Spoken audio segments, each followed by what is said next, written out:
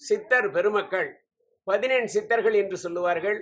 18 18 18ஆக 40க்கும் மேற்பட்ட சித்தர்கள் உலகத்திலே ஏற்பட்டு இருக்கிறார்கள்.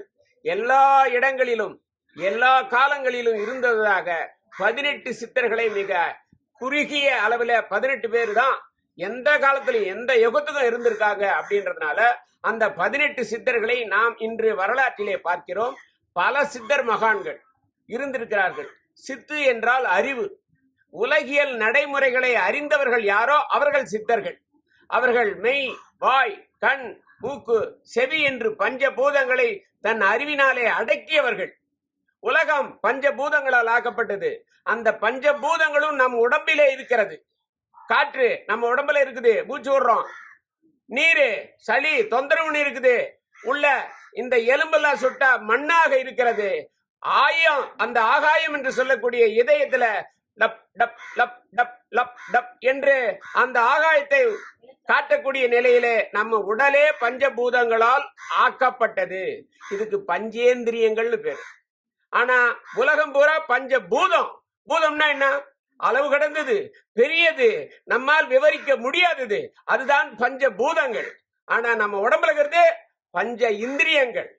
ஆகவே இந்த இந்திரியங்களை அந்த பஞ்சபூதங்களோடு சம்பந்தப்படுத்தும் போது நோயற்ற வாழ்வும் குறைவற்ற செல்வமும், எல்லா மக்களும் ஆண் பெண் பேதமே இல்லாமல், ஜாதி மதம் இல்லாமல், சித்தர்களுக்கு எல்லோருக்கும் ஒருவர் தான்.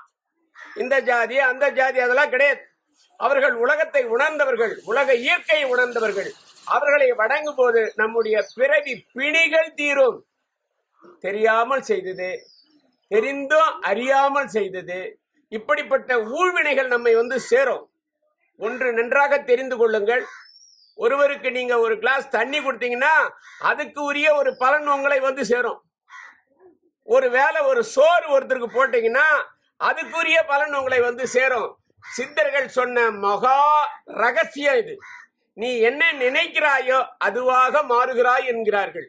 நல்லதை நினைப்போம், நல்லதை செய்வோம், 4 பேருக்கு வழிகாட்டுவோம், நாமும் நன்றாக இருப்போம். வாழ்க சித்தர் பெருமக்கள். அவர்கள் வழியிலே நாமும் வாழ்ந்து எல்லா வளமும் நலமும் பெற்று வாழ்வோம் என்று சொல்லி